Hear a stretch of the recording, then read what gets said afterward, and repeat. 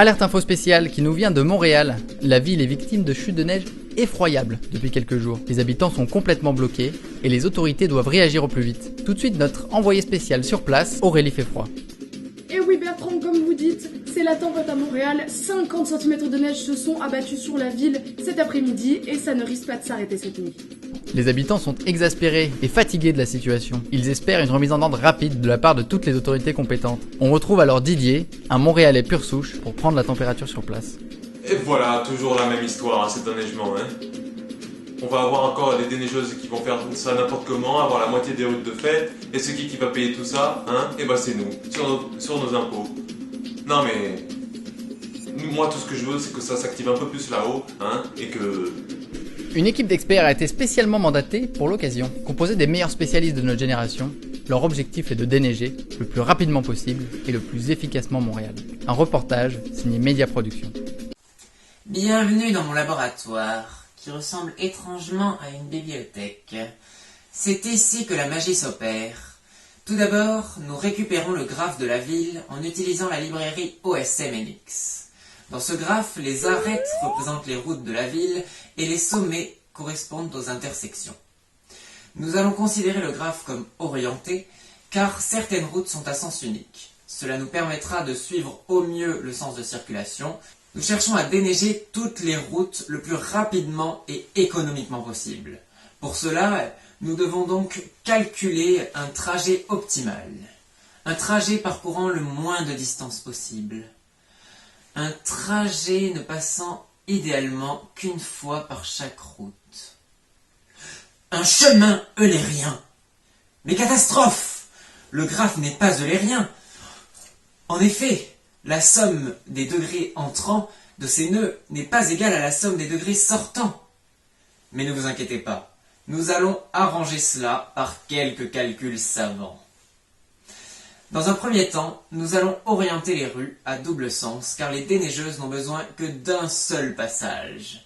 Ensuite, nous devons ajouter des arêtes afin d'équilibrer les degrés entrants et sortants. Je vais laisser mes collègues vous expliquer cela plus en détail. Maintenant, comme vient de le dire le professeur, il faut orienter le graphe, c'est-à-dire orienter les rues à double sens. Et moi, l'orientation, ça me connaît. Ce que nous voulons faire en orientant nos rues à double sens, c'est avoir un graphe équilibré. Qu'est-ce qu'un graphe équilibré? C'est un graphe qui n'a aucun sommet sous-chargé ou surchargé. Un sommet surchargé, c'est un sommet avec trop d'arêtes sortantes. Un sommet sous-chargé est un sommet avec trop d'arêtes entrantes. Ainsi, nous allons essayer de transférer la surcharge de certains sommets surchargés sur des sommets sous-chargés. Ce problème s'apparente à un problème de flot maximum. Mais alors, qu'est-ce qu'un problème de flot maximum? Prenons l'analogie de l'écoulement d'eau. Nos arêtes sont comme des tuyaux de l'écoulement d'eau. Nos sommets sont des jonctions entre ces tuyaux et l'eau, à partir de ces jonctions, sera répartie dans tous les tuyaux. Chaque tuyau a un débit et une capacité maximale. L'eau ne peut pas apparaître et disparaître au milieu du circuit. Elle part d'une source et elle se jette dans un puits. C'est pareil pour notre graphe de ville. Nous allons créer un sommet que nous appellerons la source et qui va être relié à tous nos nœuds surchargés. Nous créerons aussi le puits qui va être relié à tous nos nœuds sous-chargés. À partir de là, nous utilisons l'algorithme d'Edmond-Karp. Enfin, SciPy utilise l'algorithme d'Edmond-Karp. Grâce à ça, nous allons pouvoir récupérer la capacité et le débit de chacun des tuyaux, ou de chacune de nos rues finalement. Notre rue à double sens est modélisée par deux arêtes orientées, une du nœud A vers le nœud B et une du nœud B vers le nœud A. Celle qui aura la meilleure capacité et le meilleur débit sera conservée. Attention, dans certains cas, on ne peut pas faire la différence entre les deux arêtes.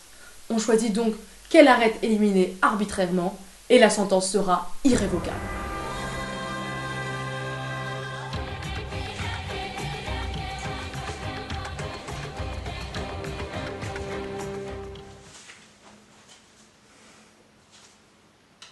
Il est question maintenant de rendre notre graphe eulérien. En effet, notre graphe orienté ne nous permet pas de trouver le meilleur itinéraire pour nos déneigeuses.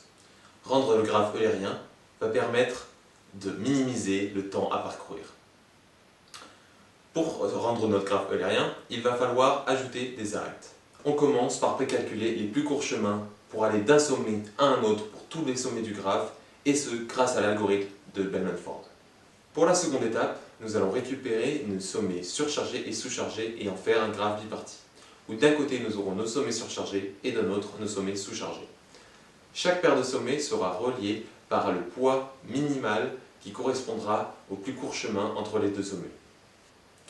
À présent, trouver un couplage parfait dans ce graphe biparti représenterait la solution permettant de trouver un bon équilibre entre chaque nœud et de minimiser le poids utilisé pour se rendre d'un nœud à un autre. Maintenant, faut-il encore le trouver? Et c'est là qu'un algorithme fait son apparition. L'algorithme hongrois consiste à résoudre les problèmes d'affectation, c'est-à-dire attribuer au mieux des tâches à des agents. Chaque agent peut réaliser une unique tâche à un coût défini, et chaque tâche ne peut être réalisée que par un unique agent. Les affectations, c'est-à-dire les groupes agent-tâche, ont un coût défini. Et le but de cet algorithme est de minimiser le coût total des affectations pour réaliser un maximum de tâches. Maintenant que nous avons les meilleures affectations grâce à cet algorithme, nous pouvons créer nos arêtes nécessaires pour ces affectations et ainsi rendre notre graphe eulérien. Notre graphe étant eulérien, et nous n'avons plus qu'à trouver le meilleur itinéraire pour que nos déneigeuses puissent déneiger notre ville. Maintenant que nos experts ont pu transformer notre graphe d'origine à l'aide de calculs savants, nous avons obtenu un graphe eulérien et orienté. Il est connexe et tous ses sommets ne sont ni surchargés ni sous-chargés, ils sont bien équilibrés. Il nous faut maintenant trouver le cycle eulérien qui nous fera passer par toutes les rues de la ville, et ceci une seule fois. Un cycle eulérien nous fera gagner également un peu plus d'argent, étant donné que le retour à l'entrepôt de la déneigeuse est compris dans le parcours que nous avons calculé. Pour trouver ce cycle eulérien, c'est assez simple.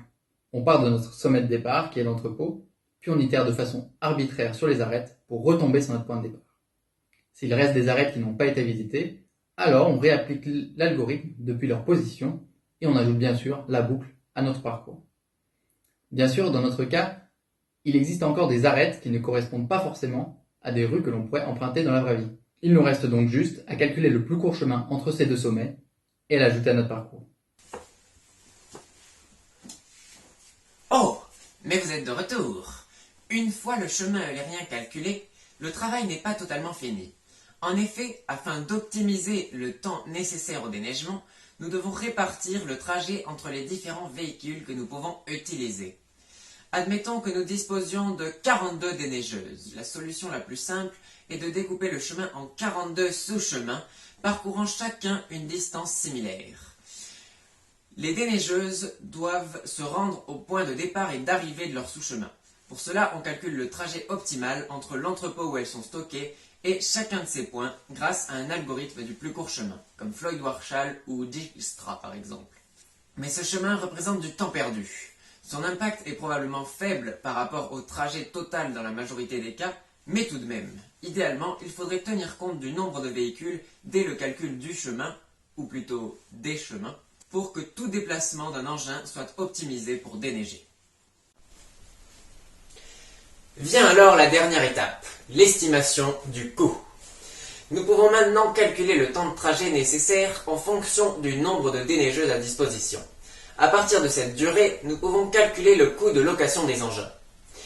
Nous pouvons aussi en déduire la longueur du chemin parcouru afin de déterminer la quantité de carburant nécessaire et bien entendu son coût. Il reste tout de même des aléas qu'il faut prendre en compte mais que nous ne pouvons pas prévoir. Par exemple, il sera nécessaire de déplacer certains véhicules pour permettre le passage des déneigeuses. Il ne faut donc pas oublier de prévoir un budget pour leur remorquage. On espère que les habitants de Montréal auront la patience d'attendre pour les 36 jours de calcul estimés. Et je vous dis à demain, même heure pour le journal.